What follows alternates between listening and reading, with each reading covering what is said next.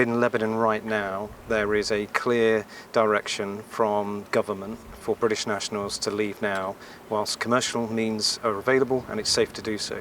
We're here in support of the Foreign, Commonwealth and Development Office, who are leading the charge in terms of responding to the crisis that we're facing, not just in Lebanon, but across the whole broader Middle East. Our colleagues in the Foreign Office are working day and night to manage enabling those British citizens and their dependents to get out of Lebanon via either increasing capacity into the commercial air bridge or laying on charter air options. And our role right now is to support them in their efforts and endeavours. And what might that look like? What sorts of taskings are you and your team preparing for? So right now our role is to prepare for contingencies. So should the Foreign Office need to go to the next level of crisis response where the one remaining civilian exit route is closed, they will ask us to step in and provide military options for an evacuation from Lebanon, because that civilian airport is no longer able to enable that. And so our role is to plan a range of contingencies, options for the government to be able to deliver that in extremis military evacuation. And what does the sort of training for this event look like? Is this something you're training for day in, day out in the UK? What does that look like?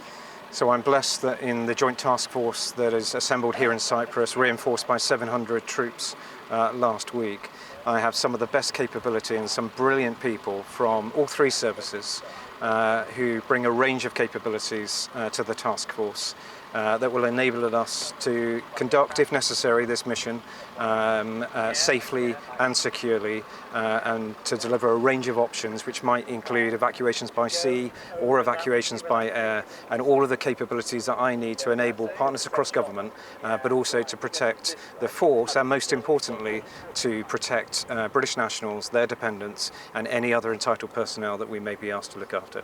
There are two ships here from the Royal Navy and the Royal Fleet Auxiliary, HMS Duncan and RFA Mounts Bay. They make up our maritime component.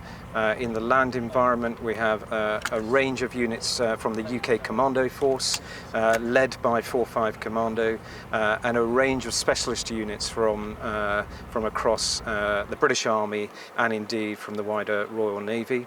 And we have some specialist capabilities from the Royal Air Force too. In the aviation component, we have, as you can see behind me, a number of helicopters at our disposal, both the Merlin 4s from the Commander Helicopter Force and Royal Air Force CH-47s. And the Royal Air Force are also stood by should we need the option to deliver tactical aircraft as well. So I'm very lucky. I have a range of capabilities and some amazing people who are some of the best trained in the world, and they are absolutely ready to respond should the call come. And what's the feeling amongst the personnel that are out here preparing for this?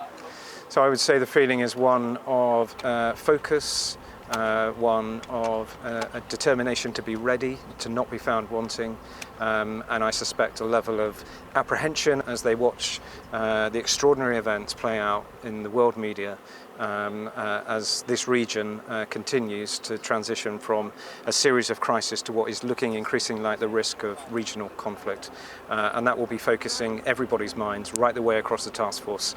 But I have every confidence in them. They've trained very hard, we're rehearsing all the time, they're ready to go, and if the call comes, they will deliver on behalf of the nation. Thanks for watching. For more from BFBS Forces News, like and subscribe to our channel.